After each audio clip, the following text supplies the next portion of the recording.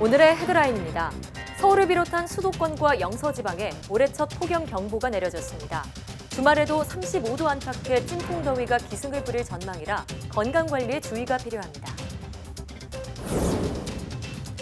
아프리카 돼지열병의 주요 매개체인 야생 멧돼지가 바다에서 헤엄치는 모습이 실제로 포착됐습니다.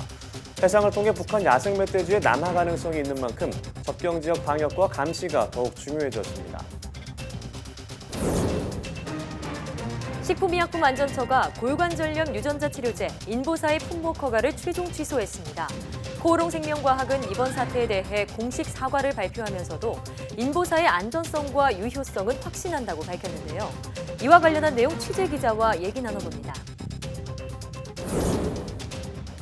무지개는 빛이 물방울과 만나 굴절되면서 만들어지고 TV와 같은 디스플레이는 빛의 합성을 이용해 만들어졌습니다. 굴절과 반사, 분산, 합성 등 다양한 성질을 가진 빛의 물리학에 대해 궁금한 S에서 자세히 알아봅니다.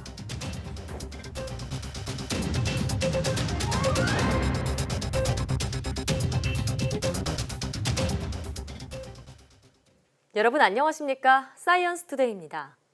오늘 서울 등 수도권과 영서지방에 올해 첫 폭염경보가 내려졌는데요. 주말에는 35도 안팎의 찜통더위가 맹위를 떨칠 것으로 보입니다. 주말 더위 전망 자세히 알아보겠습니다.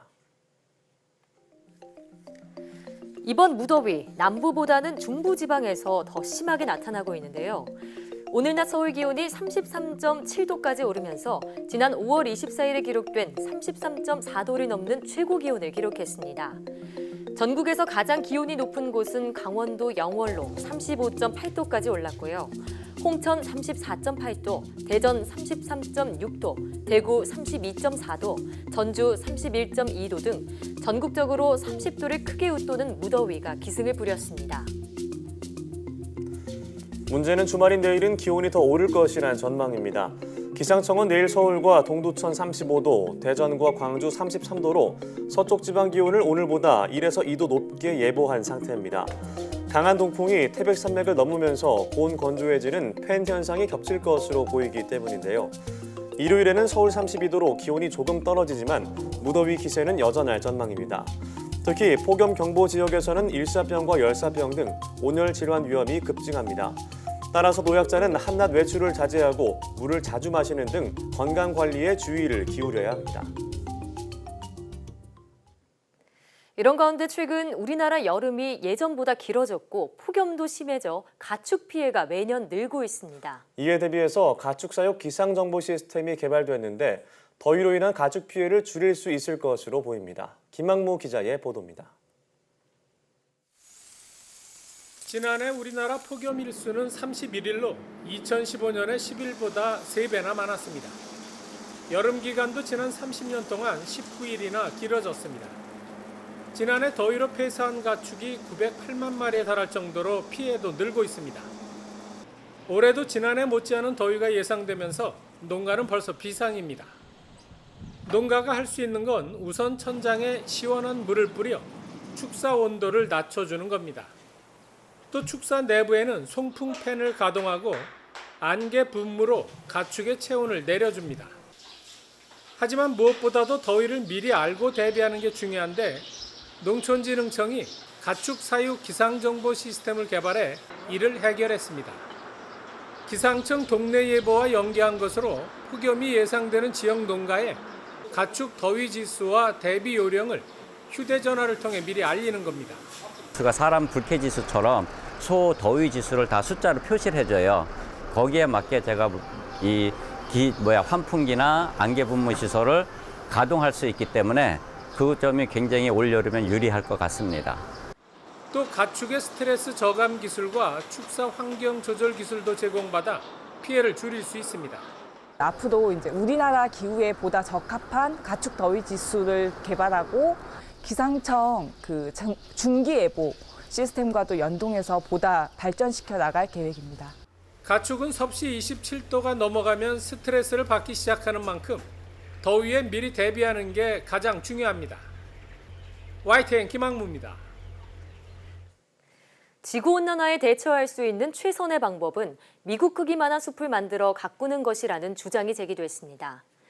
스위스 추리 연방공대 연구팀은 8만 장에 달하는 위성사진 등을 분석해 숲을 추가로 조성할 방안 등을 계량화한 결과 이렇게 나타났다고 밝혔습니다.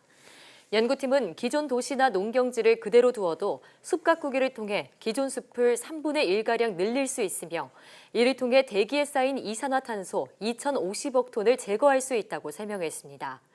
연구팀이 제시한 확장 가능한 숲의 면적은 약 900만 제곱킬로미터로 이는 미국 크기에 해당하는 수준입니다. 연구팀은 숲을 조성할 수 있는 지역이 매년 줄어들고 있다며 화석연료 감축을 위한 노력도 병행돼야 한다고 강조했습니다. 오는 9일 파업을 결의했던 우정노조가 내일로 예정했던 총파업 출정식을 취소했습니다. 우정노조는 오늘 오전 중앙노동위원회에 최종쟁의 조정이 결렬된 이후 긴급 대의원 회의를 열고 이같이 결정했다고 밝혔습니다. 우정노조 이동호 위원장은 기자회견을 열고 노조에서 대의원 300여 명에게 기존 인력에 500명을 추가 채용하는 안에 250명을 더 채용하는 내용 등을 담은 중재안을 설명했으며 이후 최종 파업 진행 여부 등은 노조 집행부에 위임하기로 추인받았다고 설명했습니다. 이에 따라 우정노조는 내일로 예정됐던 파업 출정식을 취소했으며 다음 주 월요일에 총파업 여부를 최종 결정하기로 했습니다. 우정노조는 집배원들의 과로로 인한 사망이 잇따르자 인력 2,000명 충원과 토요 집배 업무 폐지를 요구해왔습니다. 우정사업본부는 우편과 물류 등 업무 차질을 막기 위해 우정노조와 협상안 타결을 위해 대화를 계속 이어갈 방침이라고 밝혔습니다. 5G 이용 조건과 요금에 대한 부실인가 의혹을 제기한 참여연대 주장에 대해 과학기술정보통신부가 법이 정한 절차와 기준을 충실히 따랐다고 반박했습니다. 과기정통부는 5G 이용약관 인가 심사 당시 최초 인가 신청을 반려하는 등 법령에 따랐다며 이렇게 밝혔습니다. 정부가 SK텔레콤의 의견을 그대로 받아들였다는 참여연대의 지적에 대해 과기정통부는 1차 인가 신청이 대용량 고가 구간만으로 구성돼 다수 이용자의 선택권을 제한할 우려가 있음을 명시했다고 반박했습니다. 앞서 참여연대는 5G 이용약관 인가 과정에서 세계 최초 상용화를 목표로 과기정통부가 무리한 인가를 내줬다며 감사원에 공익감사를 청구했습니다. 치사율 100%의 아프리카 돼지열병을 옮기는 주요 매개체는 야생 멧돼지입니다. 그런데 이 야생 멧돼지가 과연 임진강이나 서해바다를 헤엄쳐 건너올 수 있을까 반신반의했는데요. 야생 멧돼지가 바다에서 헤엄치는 모습이 실제로 포착됐습니다. 임수근 기자가 보도합니다. 바다 한가운데에 야생 멧돼지가 힘겹게 헤엄을 치고 있습니다. 전북 부안군 격포항에서 북쪽으로 2km 떨어진 해상입니다. 이 야생 멧돼지는 부근을 지나던 여객선에 의해 발견됐는데 육지에서 위도 쪽으로 헤엄쳐 가던 것으로 알려졌습니다. 몸무게 60kg가량의 이 멧돼지는 결국 유해 조수단에 의해 사살됐습니다. 중국과 베트남, 홍콩 등 동남아시아에 이어 지난 5월 북한에서도 아프리카 돼지열병이 발생하면서 정부는 경기도와 강원도의 접경 지역을 중심으로 혹시 모를 북한 멧돼지 유입 차단에 주력하고 있습니다. 남북 간에는 4km의 비무장지대 가운데 철책이 있다는 것, 그리고 다른 쪽은 전부 바다에 에워싸여 있다는 것, 이것이 그나마 장점이지요만 그것만으로 완벽하게 안심할 수 있는 건 아니잖아요. 그러나 북한 야생 멧돼지가 임진강이나 서해바다를 과연 헤엄쳐 건너올 수 있을지 반신반의해 왔습니다. 하지만 이번에 바다를 헤엄치는 야생 멧돼지가 실제로 발견됨에 따라 해상을 통한 북한 야생 멧돼지의 남하 가능성이 확인된 셈입니다. 이에 따라 북한 감염 멧돼지의 유입에 대비해 중부지역 접경 지역과 서해상에서의 예찰과 감시가 더욱 중요해졌습니다. 앞서 북한은 지난 5월 30일 자강도 우시군의 북상 협동농장에서 아프리카 돼지열병이 발병했다고 세계 동물보건기구에 공식 보고했습니다. 현재 추가 발병 보고는 없지만 방역에 취약한 소규모 부업 축산을 고려하면 북한 여러 곳으로 아프리카 돼지열병이 확산했을 가능성도 제기되고 있습니다. YTN 임수은입니다. 임신 중에 고혈압이 나타난 여성은 중년 이후 심혈관 질환에 걸릴 위험이 크다는 연구 결과가 나왔습니다. 노르웨이 과학기술대학 연구팀은 40살 이전에 임신한 경험이 있는 여성 2만 3천여 명을 조사한 결과 이렇게 나타났다고 밝혔습니다. 연구 결과를 보면 임신 중 고혈압이 나타난 여성은 훗날 심근경색이나 심부전, 뇌졸중이 발생할 위험이 다른 여성에 비해 평균 57% 높았습니다. 연구팀은 임신 중에 고혈압을 겪은 여성이라면 혈압과 혈당, 혈중 콜레스테롤 등을 미리 점검해야 한다고 덧붙였습니다.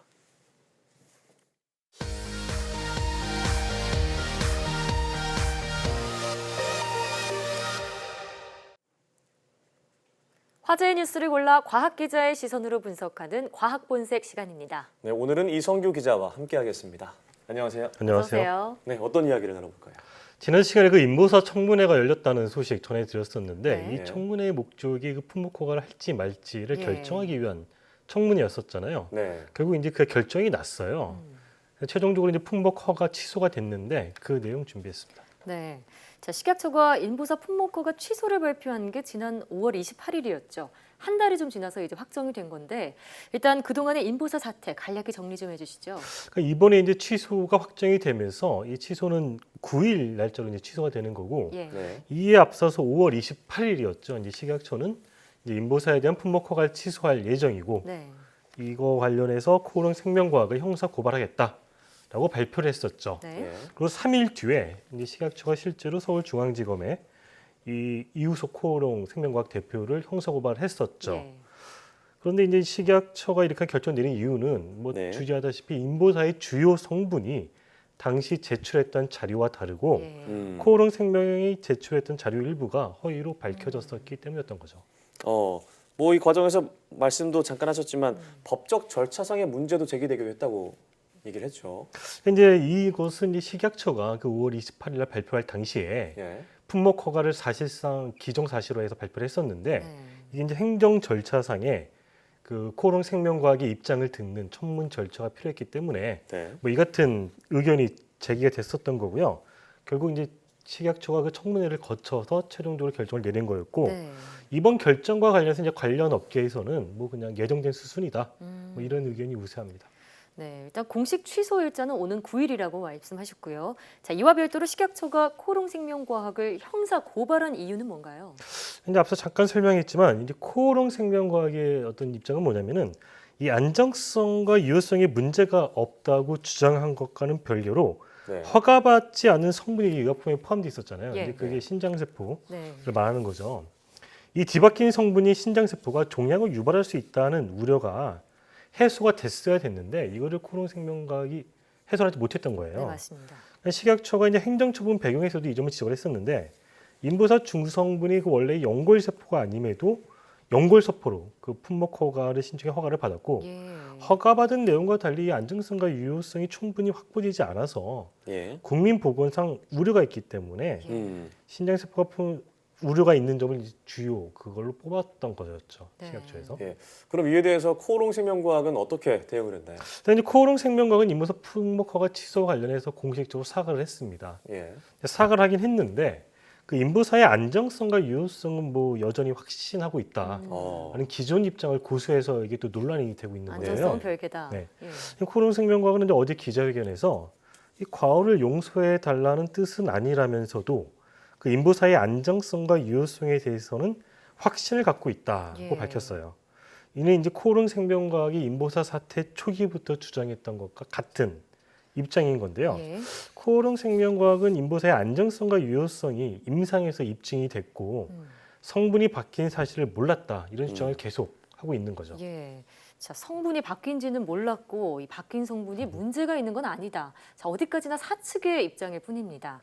자, 그럼 현재 중단된 인보사의 미국 임상 3상 문제 있죠. 이 부분은 어떻게 진행되고 있나요? 지금 그 인보사 사태가 터지면서 코오롱 티슈진, 이 코오롱 생명과학이 미국 자회사죠. 예. 이 코오롱 티슈진이 진행하고 있었던 미국 임상 3상 중단이 됐죠. 네.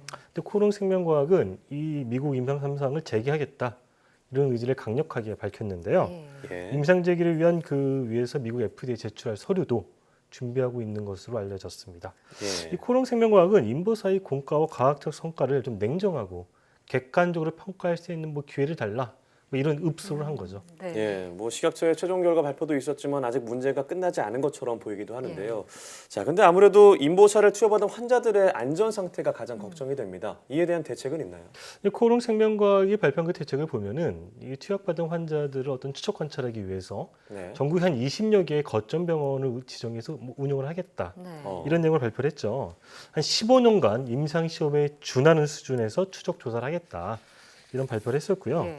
요걸 위해서 오는 10월까지 환자 등록을 마치고 전국의 그 20개 정도의 거점 병원도 지정을 해서 환자를 관리하겠다는 계획입니다.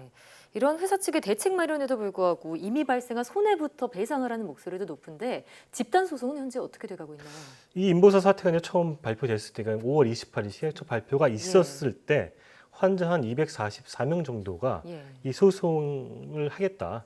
그래서 손해배상 접수를 했었고요. 예. 2차 소송에 참여할 이제 환자들을 모집을 했는데 그 결과 또 한 523명 정도가 접수를 했어요. 더 늘어났군요. 그래서 이 둘을 합치면 한 767명 정도가 현재 이 인보사 소송에 참여를 한 상태이고요. 예. 예. 앞으로 이에 따라서 이제 뭐 치열한 법적 공방이 또 예고되고 있습니다. 네. 네, 이번 인보사 사태로 한국 바이오업계 어떤 먹구름이 드리워졌다 이런 얘기도 나오고 있는데 다음 소식도 관련된 내용이라고요. 이 인보사 사태도 문제가 되지만 이제 국내 좀 대표적인 제약사의 하나로 꼽히는 한미약품이 예. 네. 이제 그 파트너사인 얀센의 기술 수출을 계약한 게 있었어요. 예. 근데 이제 그 얀센이 그 권리를 반환하기로 이제 최종 결정을 내렸었던 거죠. 네. 이제 앞서 한미약품은 이 비만 및 당뇨 치료제 관련 기술 수출을 얀센이랑 계약을 했는데 이 얀센에게 중국과 한국을 제외한 예. 이 신약 후보 물질의 전 세계 개발과 판매 권리를 기술 수출을 했었던 거죠. 예. 이때 이제 한미 약품이 받기로 한 금액이 약 1조 원 정도가 돼서 맞습니다.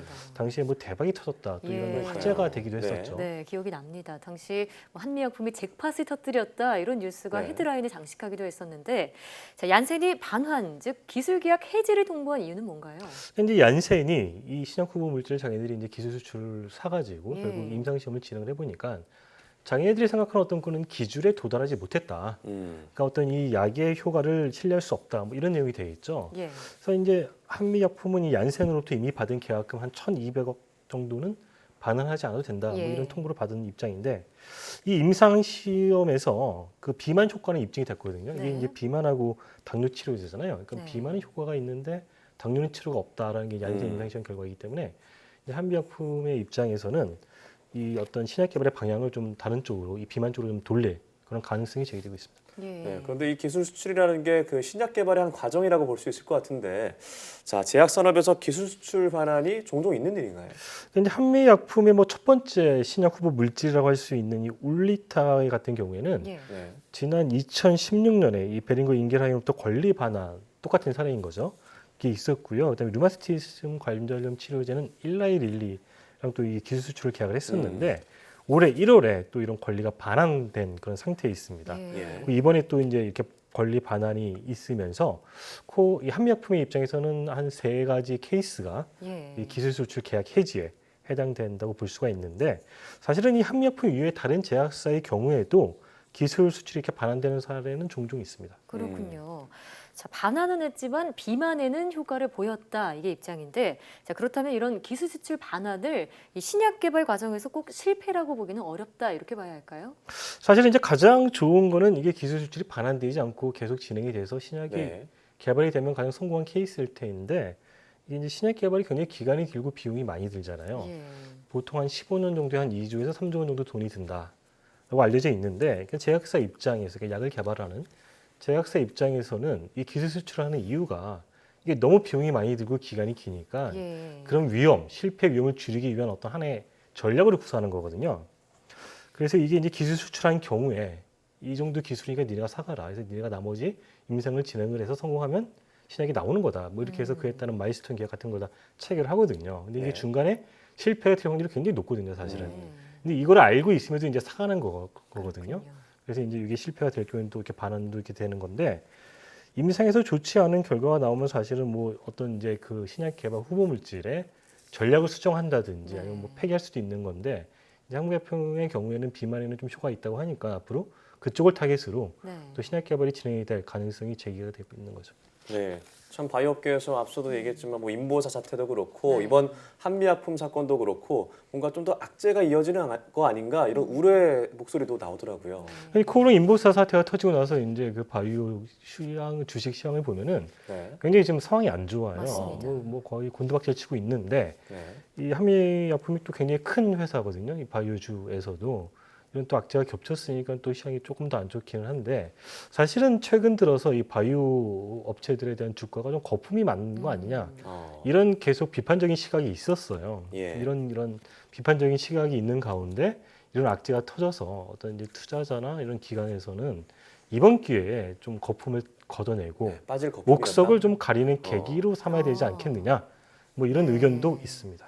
이 제약 바이오 기업에 대한 평가나 투자는 정말 최대한 객관적이고 냉정하게 이루어져야겠다는 생각이 드는데요. 자, 인보사의 최종 퇴출로 코오롱 티슈진의 상장 유지도 불투명해졌잖아요. 한국거래소가 오는 10일까지 심사 대상 여부를 결정한다고 하니까요. 이 부분도 지켜보도록 하겠습니다. 네, 오늘 말씀 잘 들었습니다.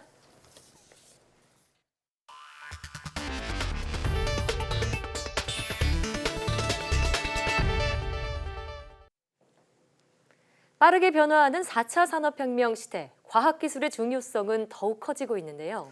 국내에 내로라 하는 대학 총장 7명이 모여서 과학교실이 우리 사회에서 어떤 역할을 해야 하는지 의견을 모으는 자리가 마련되었습니다. 이혜리 기자의 보도입니다. 지난 50년 우리나라의 비약적인 경제 성장을 이끈 과학기술이 미래엔 어떤 역할을 해야 할까? 우선 미세먼지와 기후변화 등 우리 생활을 위협하는 문제를 푸는데 핵심적인 역할을 해야 한다는 목소리가 높았습니다. 신성장 동력, 거기에 우리 과학이 기여를 해야 된다. 오랫동안 갖고 있던 개념인데 이제는 거기서부터 그것도 물론 중요하지만 사회 문제 해결하는 것도 굉장히 중요해서 그쪽이 더 앞으로는 더 중요할 거라고 생각합니다. 신산업 발굴과 일자리 창출을 통해 청년 문제를 해결하는 데 제 몫을 해야 한다는 의견도 나왔습니다. 청년들의 좌절감이 커지고 있고 이게 경제 논리만으로 해결이 어렵다는 건 분명합니다. 결국은 과학기술이 어떤 돌파구를 만들어야 되지 않나 뭐 이런 생각을 합니다. 이공계 출신 대학 총장 7명이 한자리에 모인 자리. 총장들은 과학기술 혁신부터 융합교육의 필요성까지 과학기술이 나아갈 방향과 경쟁력을 높일 방안에 대해 열띤 토론을 벌였습니다. 한편으론 우리나라의 경제 성장을 일구어낸 과학기술인들에 대한 격려와 응원도 이어졌습니다. 과학기술인 여러분들이 함께 걸어온 길은 대한민국 과학기술 발전의 역사이자 국가 상징의 눈부신 기록이 되었습니다. 이 자리에서는 대한민국 최고 과학기술인상 시상식도 열렸습니다. 올해는 삼성전자 김기남 부회장과 카이스트 장석복 교수가 수상에 영예를 안았습니다. YTN 사이언스 이혜리입니다. 바이오와 우주 등 분야별 과학기술 정책에 대해 논의하는 자리가 마련됐습니다. 과학기술정보통신부는 과학기술계 전문가 500여 명이 참여한 가운데 과학기술정책 대토론회를 열었다고 밝혔습니다. 이번 토론회에서는 분야별 과학기술정책 관리자와 전문가가 모여 과학기술정책의 성과와 앞으로의 계획을 공유하고 현장 전문가의 시각으로 정책을 바라보는 시간이 이어졌습니다. 참석자들은 또 연구자 중심의 연구개발을 구현하기 위해 우선 해결해야 할 과제로 꼽히는 연구개발 지원체계 혁신 등에 대해서도 폭넓게 논의했습니다. 문미옥 과기정통부 1차관은 연구에만 몰입할 수 있는 환경을 만들어 혁신적 연구 성과 창출로 이어질 수 있도록 하겠다고 밝혔습니다. 산업기술계 민간단체인 한국산업기술진흥협회가 연구개발 분야에는 주 52시간 근로제를 유연하게 적용해야 한다고 주장했습니다. 협회는 기업 R&D 지원을 위한 정책과제 27건을 선정하고 이런 내용을 정부에 건의할 예정이라고 밝혔습니다. 협회는 또 과제 집중과 실험 연속성 등의 이유로 R&D 분야에서는 주 52시간 근로제 적용에 애로를 겪고 있다면서 이 분야를 특례업종에 추가하거나 탄력 근로제 적용 단위 기간을 6개월에서 1년까지로 확대해달라고 요구했습니다. 질병관리본부는 여름방학을 맞아 여성 청소년들에게 인유두종 바이러스 HPV 감염증 백신 접종을 당부했습니다. 질병관리본부는 2006년생 여성 청소년을 대상으로 접종 안내 문자와 우편물을 개별 발송할 예정이라고 밝혔습니다. HPV는 생식기 감염을 일으키는 바이러스로 지속해서 감염됐을 경우 자궁경부암 등 관련암의 원인이 됩니다. 정부는 2016년부터 만 12살 여성 청소년에게 HPV 감염증 백신 예방접종을 무료 제공하는 사업을 시행하고 있습니다.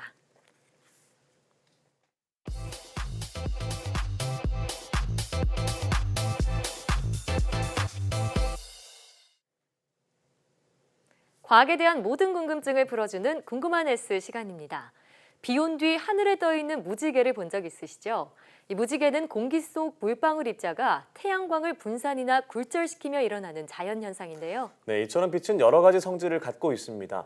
대표적인 빛의 성질은 무엇일지 지금 바로 화면으로 만나보시죠. 안녕하세요. 과학의 모든 궁금증을 해결하는 궁금한 S의 유효종입니다. 궁금한 S와 함께할 오늘의 이야기 만나볼게요. 빛은 우리에게 정말 많은 것을 선사해 주었습니다.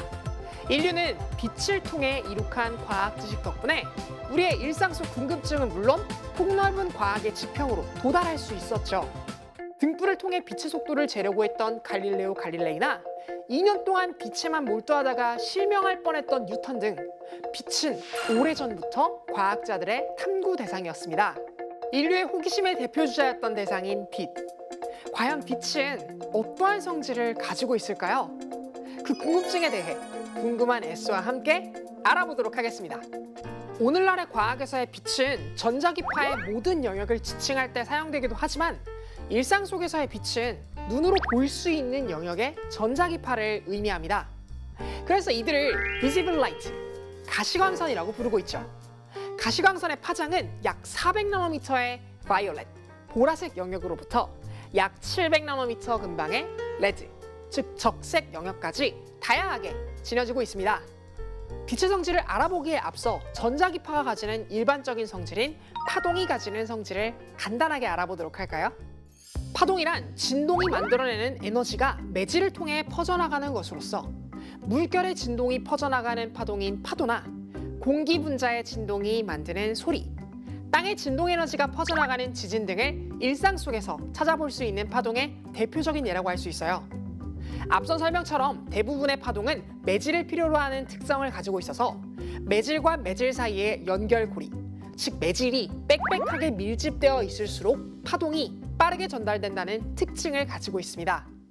예를 들어 공기 중에서보다 물속에서의 소리의 속도가 훨씬 빠르게 전달되는 이유라든지 기차가 다가오는 소리를 선로에 귀를 기울이면 훨씬 빨리 알아챌 수 있는 것도 바로 이러한 파동의 성질 때문이죠. 하지만 전자기파는 매질이 필요 없는 파동입니다. 빛도 전자기파 중 하나이기 때문에 빽빽한 매질 속으로 빛이 들어가면 매질 속의 빽빽한 입자가 빛의 진동을 방해해서 빛의 속도가 느려지게 됩니다. 그런데 재미있는 것은 매질이 변한 순간 발생하는 이러한 속도의 차이 때문에 자신의 원래 진행 방향보다 진행면의 수직인 선의 안쪽으로 꺾이게 되는 현상이 발생하게 된다는 것인데요. 이것이 바로 우리가 주변에서 흔히 관찰할 수 있는 현상인 빛의 굴절 현상입니다. 빛이 빽빽한 매질, 즉 밀한 매질로 들어가게 되어 속도가 느려지게 되면 수직인 선의 안쪽으로 꺾이게 되고 반대로 느슨한 매질, 즉 소한 매질로 들어가게 되면 수직인 선의 바깥쪽으로 꺾이게 되는 관찰하기 쉬운 아주 단순한 현상이죠. 그렇다면 매질이 바뀌게 되었을 때 빛은 대체 얼만큼 꺾이게 되는 것일까요?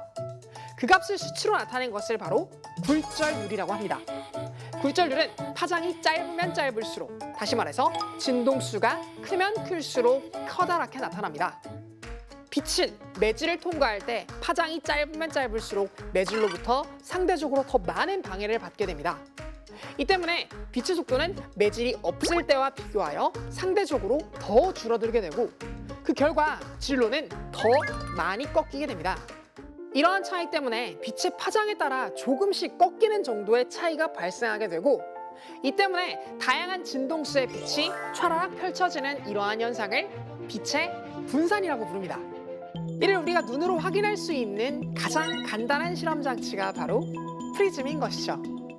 한편 일부 빛은 변한 매질 속으로 들어가지 못하고 매질의 경계면에서 들어간 빗줄기와 같은 각도로 튕겨져 나오게 되는 현상이 일어나기도 하는데요. 이러한 현상을 빛의 반사라고 부릅니다. 이러한 반사는 매질이 변하는 경계뿐만 아니라 물체의 표면에서도 일어나게 되며 우리가 물체를 빛을 통해 볼 수 있는 이유도 물체의 표면이 빛을 사방으로 반사된 빛이 우리 눈으로 들어오기 때문이라는 거 알고 계시죠? 그런데 여러분, 빛의 굴절과 반사를 이용해서 특정한 조건을 만들면 우리는 빛을 매질 속에 가둘 수 있다는 걸 알고 계셨나요? 이 특정한 조건이라는 건 무엇일까요? 정답은 바로 전반사입니다. 전반사란 굴절률이 큰 매질에서 굴절률이 작은 매질로 빛이 진행할 때 어느 각도 이상에서는 빛이 진행하지 않고 물질의 경계면에서 모두 반사되는 그러한 현상을 의미합니다. 예를 들어서 물속에서 물고기를 수중 촬영하다 보면 물 경계 표면이 마치 거울처럼 보이는 모습을 종종 볼 수 있는데요. 물속에서 반사된 빛이 물 경계를 빠져나가지 못하고 전부 카메라에 담겨 마치 거울처럼 보이는 것이죠. 이러한 전반사가 일어날 수 있는 입사각의 최소값을 우리는 임계각도라고 부릅니다. 이 때문에 빛은 임계각도보다 큰 입사각도로는 매질 밖으로 벗어날 수 없다는 특징을 갖게 됩니다. 이 성질을 이용해 섬유의 중심의 코어라고 불리는 굴절률이 높은 성분으로 구성하고 그 주변부를 클래딩이라고 하는 굴절률이 코어보다 낮은 성분으로 구성한 뒤 정보를 담은 빛을 코어 안쪽으로 쏘아주어 전반사를 통해 정보의 손실 없이 빠르고 안정적인 통신을 가능하게 한 것이 바로 광통신의 원리랍니다. 현재 우리가 유용하게 이용 중인 광랜의 기본 원리가 되는 것이죠. 오늘은 빛의 성질들 중 반사와 굴절, 그리고 그러한 성질을 이용한 발명품들에 대해 함께 알아보았습니다. 하지만 빛은 이외에도 더 많은 특성들을 가지고 있습니다. 과연 미처 소개하지 못한 빛의 다양한 특성들은 무엇이 있을까요? 여러분들이 한번 공부해보는 것도 재미있는 방법일 것 같습니다. 그럼 궁금한 S도 이만 인사드릴게요. 과학에 대한 궁금증이 있다면 언제든 YTN 사이언스 유튜브에 글을 남겨주세요. 이상 궁금한 S였습니다.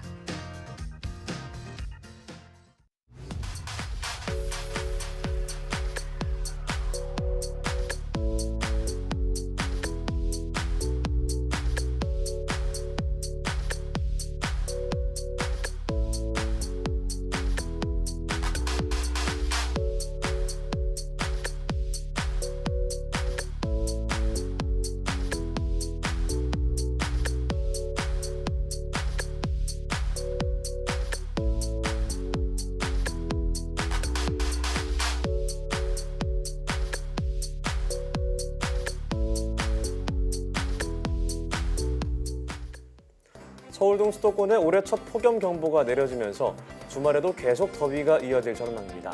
네, 폭염경보가 내려지면 열탈진이나 열사병, 열실신과 같은 온열 질환 예방을 위해서 야외 활동은 자제하고 충분한 수분 섭취가 중요한데요. 네, 너무 덥다고 준비운동 없이 찬물에 들어가거나 갑자기 찬물로 샤워하는 것은 위험합니다. 그리고 자외선 지수도 높기 때문에 짧은 옷을 입더라도 넉넉하고 가벼운 겉옷을 걸치거나 노출 부위는 반드시 자외선 차단제를 바르는 게 좋겠습니다. 네, 사이언스 투데이 오늘 저희가 준비한 소식은 여기까지입니다. 함께해 주신 여러분 고맙습니다.